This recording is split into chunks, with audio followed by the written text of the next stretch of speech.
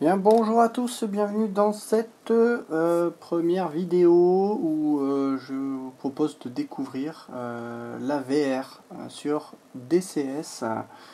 Alors c'est vraiment la toute première vidéo que je fais dessus. J'ai acquis récemment donc le HP Reverb G2, un casque VR qui est tout simplement superbe. Vous allez voir un petit peu ce que ça donne dans le simu. Petit truc, je vais mettre mes lunettes.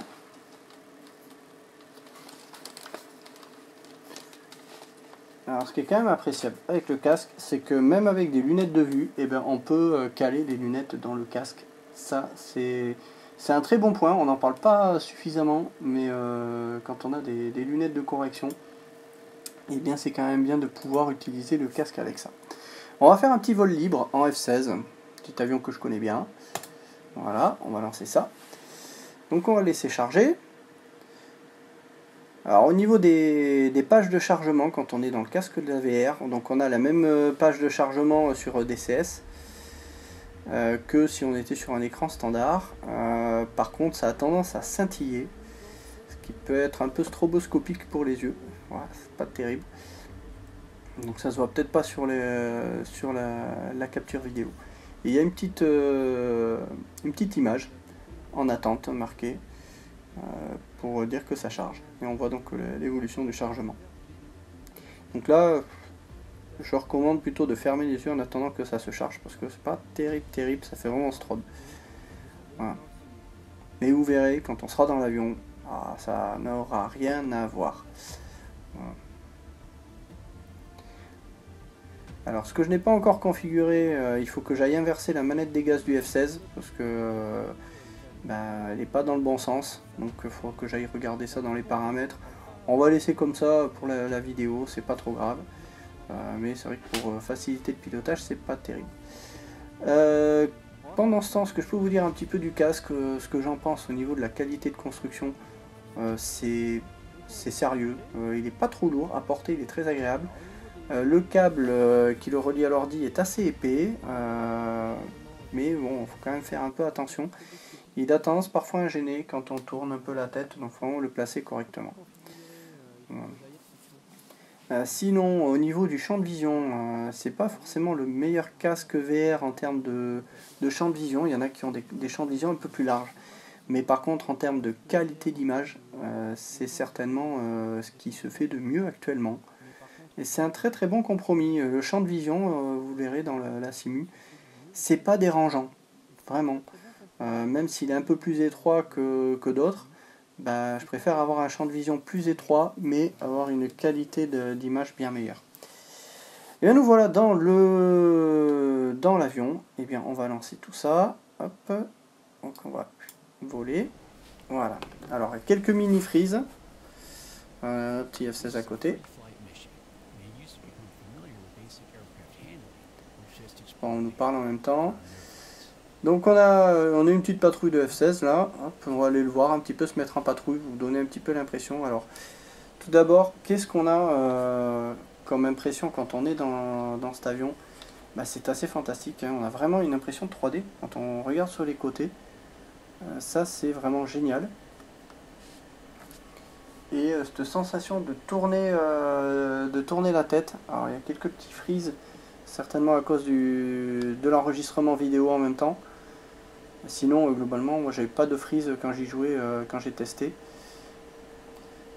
La gestion également du tracking de la tête par rapport à un traquière, ça n'a rien à voir.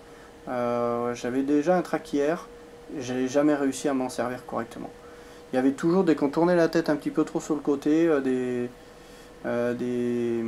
frises ou le système n'arrivait plus à suivre correctement la tête. Et très franchement là, c'est une fluidité et c'est vraiment naturel, quoi. On est vraiment dans un cockpit, on regarde vraiment où on veut, on tourne tout de suite la tête pour aller voir les infos. C'est top, vraiment c'est top.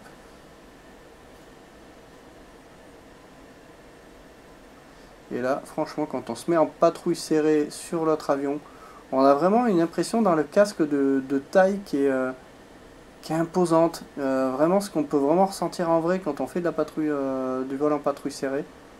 Ben là, c'est vraiment ça. On a vraiment cette impression de taille, d'avoir vraiment un gros avion à côté de nous.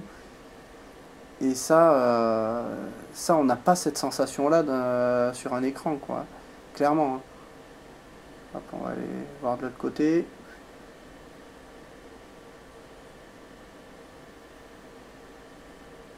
C'est tout simplement fantastique. Youhou, allez.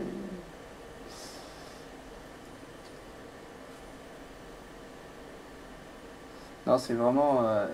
l'impression d'être vraiment en vol est fantastique. Alors quand on commence à faire des tonneaux... Wouhou, c'est génial. On a vraiment une impression de vol vraiment magnifique. Hop. Alors, ce qu'on va faire, on va aller un petit peu se balader.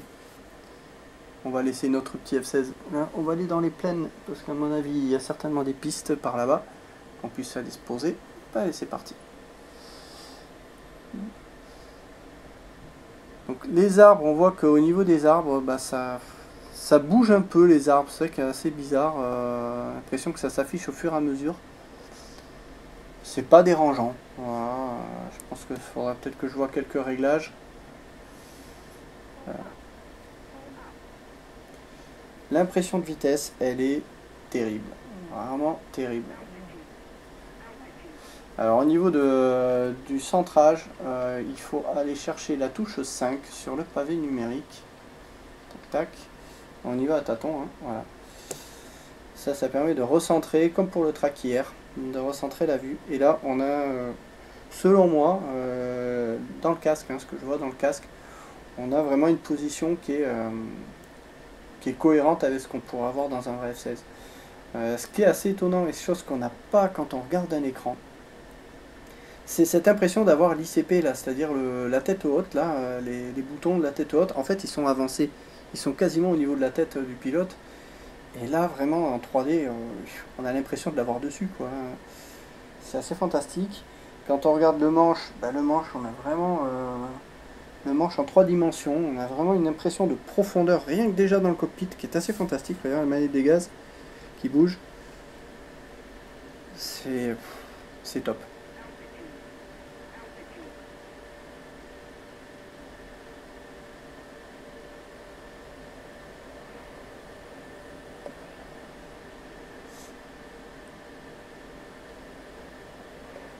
L'impression de vol est vraiment fantastique.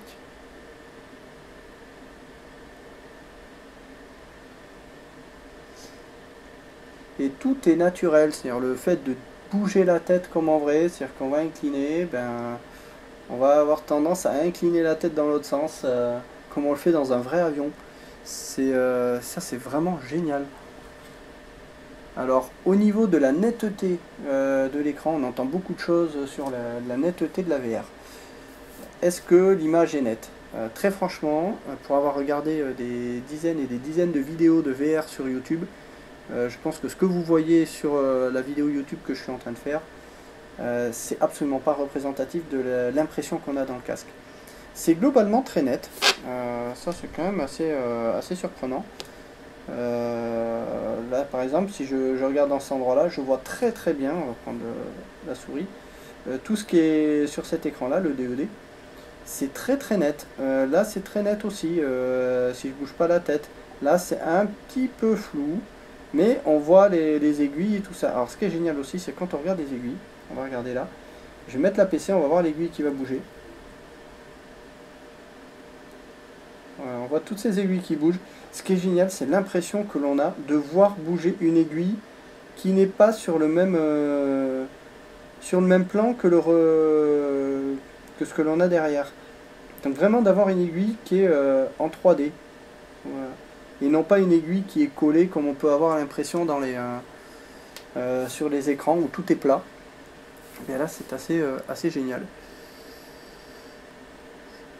Donc au niveau de la netteté, donc si je regarde vraiment ici, donc j'ai une zone de netteté qui est très nette ici, donc là la partie de devant, ici aussi, là c'est un petit poil flou, là c'est un peu flou. Il faut vraiment que je baisse la tête pour que là, ça y est, là c'est parfaitement net, très lisible.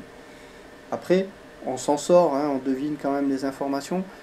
Mais c'est souvent ce qui est reproché à la VR, c'est d'avoir une image qui est floue. Et bien très franchement, au centre, moi je vois un viseur tête haute, là, ici, tout est parfaitement lisible, c'est net.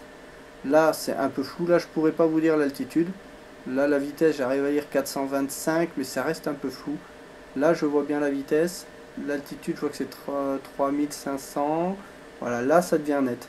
Donc il y a vraiment un champ de vision qui est net à peu près sur ça, globalement, qui peut paraître assez étroit, mais c'est je pense une habitude à avoir justement concernant la façon de bouger la tête dans l'avion. Mais hormis ça, très franchement, on arrive à un niveau de VR qui est assez fantastique. Alors on va aller voir de l'extérieur. Voilà, notre avion. Youhou. Et c'est parti. L'image n'est pas aussi nette que ce qu'on peut avoir sur un écran 4K ou même Full HD. Mais l'immersion change vraiment tout dans ce domaine. On a des hadiths qui attaquent en dessous là. On va aller par là, on va chercher une piste.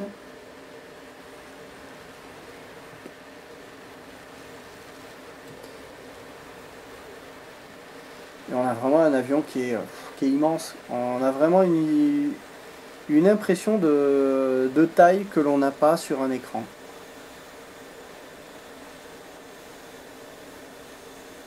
Là par exemple, là, le pilote c'est un peu flou au niveau de l'avion.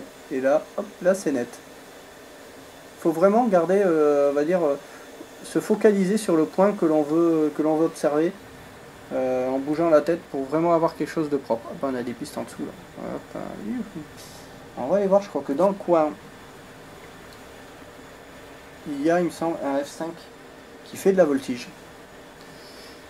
Et je me suis amusé à le suivre dans ses évolutions avec ses fumigènes. Et l'impression de vitesse que l'on a quand on suit les fumigènes, c'est fantastique. Alors, on va revenir dans le cockpit. Alors, je sais qu'il était un petit peu, si on avait la piste, il était un petit peu par là. Donc, globalement vers l'ouest. On va aller chercher par là. S'il y est, hein, si ça se trouve, il est pas là. Hein.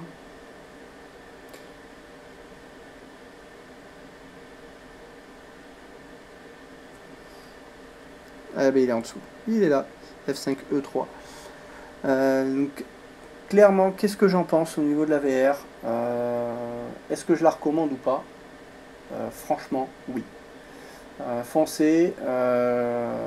On a vraiment un niveau de réalisme avec ce casque qui est sans commune mesure à ce qu'on faisait avant.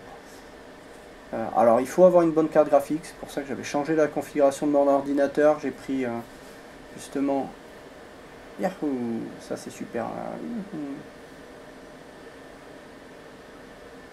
voilà, c'est impression de vitesse. Alors sur l'écran je suis pas sûr que ça rend pareil, mais ouais.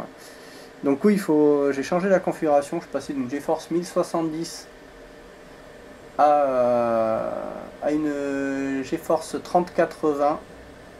Il faut vraiment du bon matos pour en profiter pleinement, je pense. Et encore, même là, je ne peux pas pousser tous les réglages à fond. C'est dire que la VR demande énormément de capacité de calcul.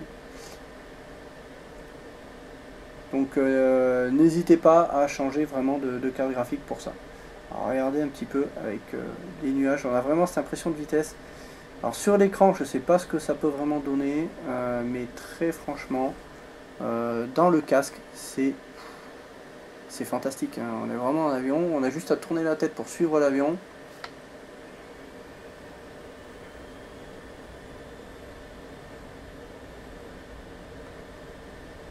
Je vais rendre un peu la main pour accélérer quand même, parce que là il s'éloigne. On va se mettre le long. Regardez ça. Regardez ces traînées. L'impression dans le casque est fabuleuse.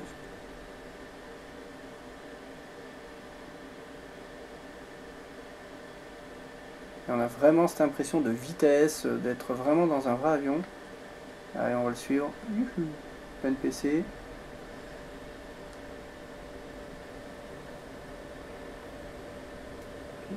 Et on va le chercher avec la tête, là c'est génial. C'est vraiment génial. Au niveau de la vitesse, on va avoir du mal à le suivre.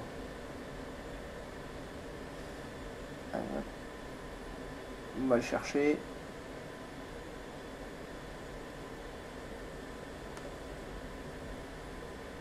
Allez, accélère. Voilà.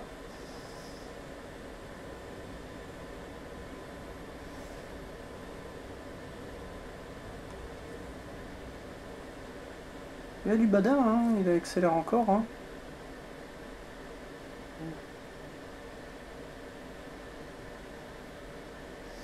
Ah, c'est vraiment top. Alors, au niveau de la netteté, c'est pas encore une netteté comme on peut avoir sur vraiment un écran Full HD. Hein. On s'en rapproche beaucoup, vraiment, c'est l'impression qu'on peut avoir. Encore, j'insiste, ne vous fiez pas à l'image que vous pouvez voir sur YouTube qui peut paraître peut-être un peu plus floue, un peu moins nette. Ce que on a dans le casque, certes, c'est un peu moins net qu'un écran, mais en termes d'immersion, ça n'a rien à voir, vraiment. Vous pouvez bouger la tête sur le côté. Ça, c'est quelque chose qui n'était pas forcément évident à faire avec un trackyear. Et que là, avec ce casque, ça marche très très bien. Salut à toi, petit F5. Alors, ça frise un tout petit peu quand on le passe là sur les côtés. Mais c'est pas bien méchant. Je pense que c'est surtout aussi l'enregistrement qui fait que c'est un peu moins fluide. Allez, on va faire direction une piste. On a quoi en termes de carburant? Oh, on a du fuel, hein, 7900. On peut cranter la PC. Qu'est-ce que je peux vous dire au niveau de la netteté? Donc, c'est vraiment le point qui peut déstabiliser un peu au début. Vraiment, on a les boutons. Merci Alienware. Bon. Je pensais que j'avais désactivé ces trucs-là. C'est pas grave, ça va disparaître. Donc on a vraiment les boutons ici qui sont parfaitement nets, vraiment. Ici ça commence à être un peu flou, mais il suffit qu'on tourne la tête, bah, c'est top, ça bouge. Ça bouge plus, là on est stable. C'est net.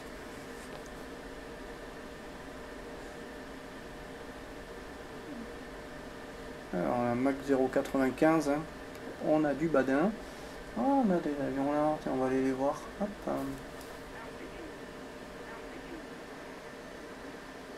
Un F86.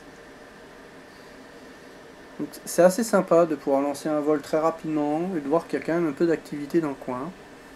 Donc là on a du KC-135 qui est sur la piste.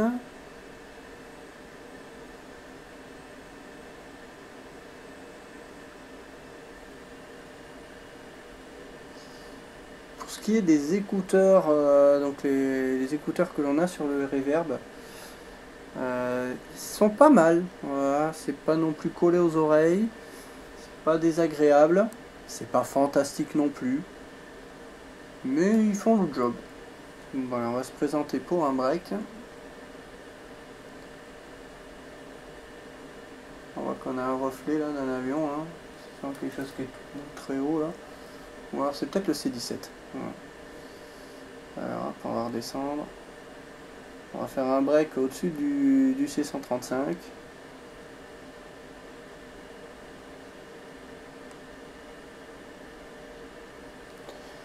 Donc vraiment ça c'est top, c'est de pouvoir bouger, de regarder en dessous. Ça c'est génial. Allez c'est parti. Hop.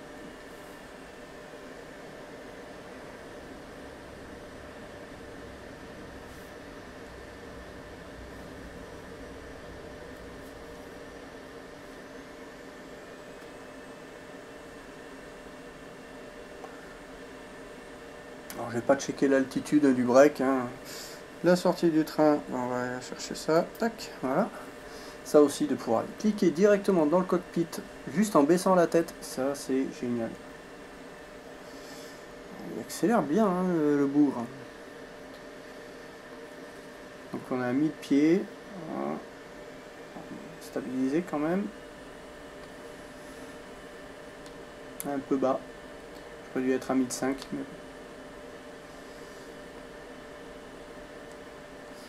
j'ai 1000 pieds, c'est 1000 pieds au niveau de la radiosonde, hein, c'est la radiosonde que l'on a là, 1080 pieds.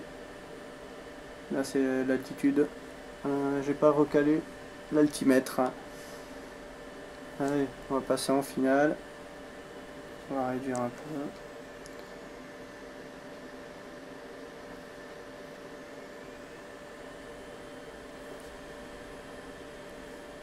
Un peu loin pour descendre.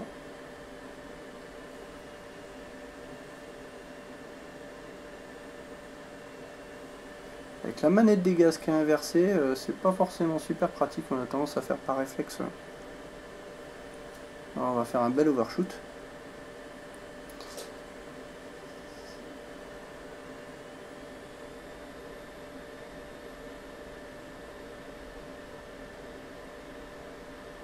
Il accélère bien, hein. Dès qu'on met de la puissance, pourtant on est un peu chargé. On va rechercher la finale. Faut reprendre un peu ses repères, hein, au début, ce qui n'est pas forcément évident.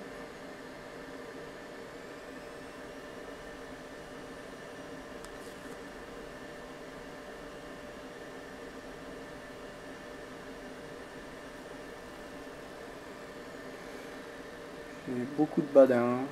On va faire une remise de gaz parce que je suis pas forcément bien. Oh là, oh là, oh là, oh là. Donc ouais, faut un peu reprendre des repères, hein. Alors, on va passer en vente arrière. Qu'est-ce qu'il est moche mon interro.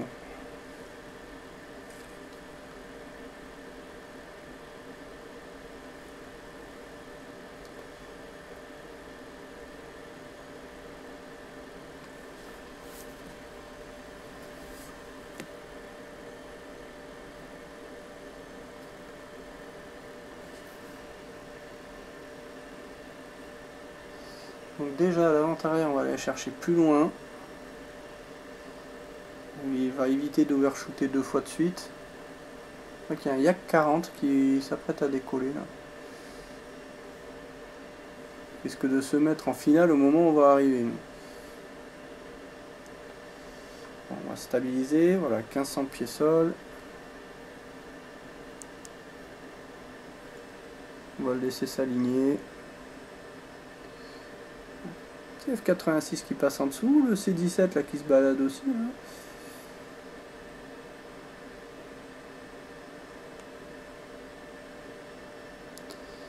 Qui est en finale juste en dessous. Alors là on voit pas très bien voilà, le type d'avion avec la VR, ça reste quand même un peu flou. On est sur la piste pour revenir en douceur.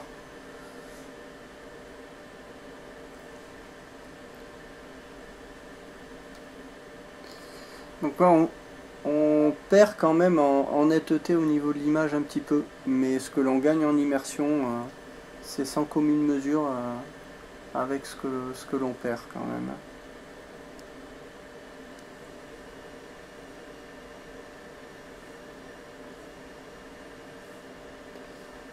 Et là, vraiment la facilité que l'on peut avoir de passer la tête de la piste à la tête haute, encore overshooté. C'est vraiment fantastique quoi.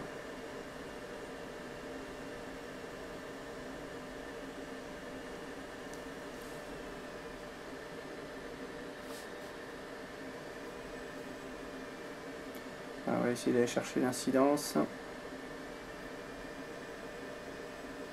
On est déjà mieux, on va rechercher la piste. Un petit poil haut, on va redescendre un petit peu. Mais on est mieux là, au niveau de la vitesse et tout ça on est mieux.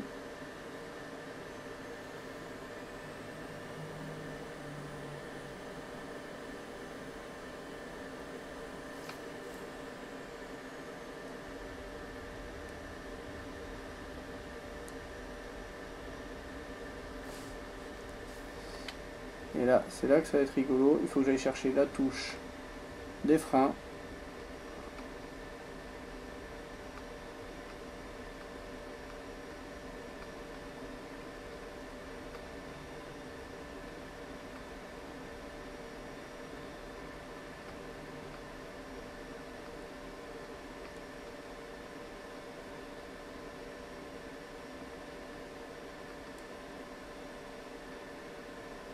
Et que je trouve le nose wheel steering, il est où?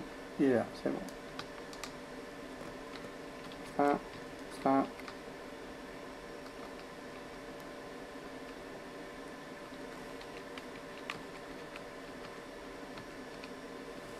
Toucher.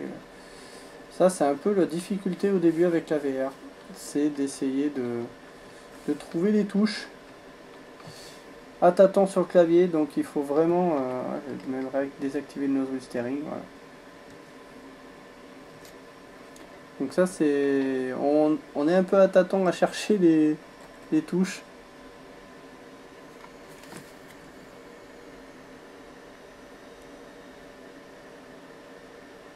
Donc un conseil, mappez vos joysticks. Oh, c'est 17. C'est de dégager rapidement la piste. Donc oui, c'est vraiment d'aller chercher des touches sur le clavier. Bien, oubliez ça, hein, clairement, parce que sinon, ben, vous allez être très très mal. On va le laisser passer. Allez, vas-y, dégage la piste.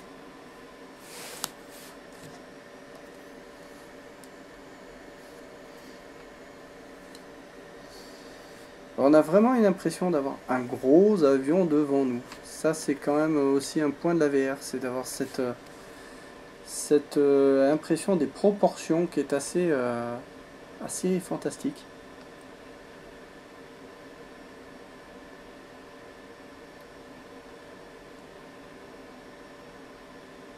Ou dire que le contrôleur a posé le C17 alors qu'on était sur la piste. Ouh, grave erreur. Donc voilà un petit peu ce que je voulais montrer, un petit vol très rapide pour vous donner cette première impression de VR sur DCS. Très franchement, ouais, je suis conquis. Vraiment, regarde pareil, l'ombre sur le côté, et ben c'est quand même super, quoi. Quand on regarde derrière aussi, on a vraiment la possibilité de regarder derrière, même aller en dehors de l'avion, hein, si on veut. Voilà. Mais l'immersion est fantastique. Alors j'ai pas encore testé de combat tournoyant ou quoi, mais la fluidité qu'on peut avoir à bouger la tête dans les mouvements, c'est beaucoup plus naturel, beaucoup plus fluide que ce qu'on pouvait avoir auparavant avec un track hier. Au niveau des performances du simu, oui, il faut quand même une bonne carte graphique, et même avec une très bonne carte graphique, il est difficile de mettre tout à fond. D'autant plus là, en plus, si on enregistre une vidéo, ben forcément, ben, les performances s'en ressentent, hein. On voit quelques micro-frises, chose que je n'avais pas quand j'ai testé sans l'enregistrement vidéo. Donc allez-y, foncez, vraiment la VR, c'est un plus énorme, c'est génial, vraiment top. On va aller se mettre là, on va aller se parquer là, à côté du petit Antonov 2.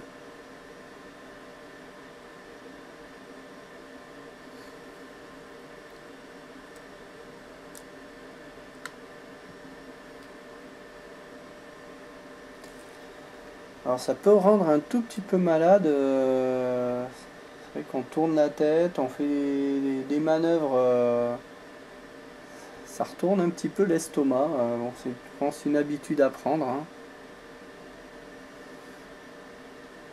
Mais au niveau de l'immersion, c'est quand même génial.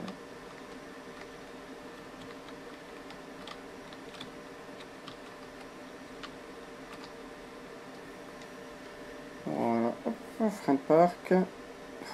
Décidément, il m'en veut ce Alienware. Hop, le frein de parc est serré. Voilà. Le master arm était sur arm, c'est pas bien ça. Alors oui, c'est comme ça bouge un petit peu la tête. Aller cliquer parfois sur les boutons, c'est pas toujours évident.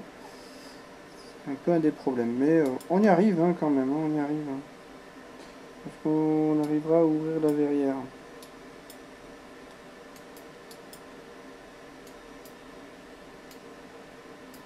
Tu veux pas? Bon.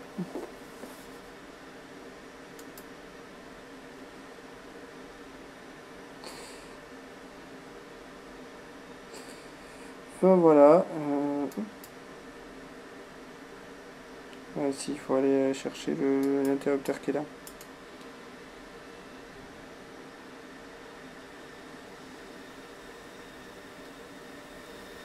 Oh, c'est génial. J'ai l'impression d'avoir vraiment une verrière qui s'ouvre autour de nous. Ah, c'est top.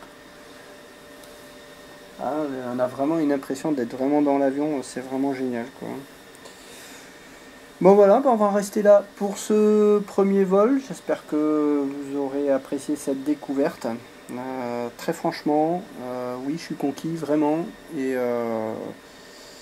c'est une petite habitude à avoir, je pense, au niveau de la façon de bouger la tête dans le cockpit. Mais quand on voit ce qu'on gagne en termes d'immersion, c'est... On est vraiment à l'aube d'un nouveau niveau de simulation de vol pour les avions. C'est fantastique. Voilà. Et bien écoutez, je vous dis à très bientôt pour une prochaine vidéo. Bye bye.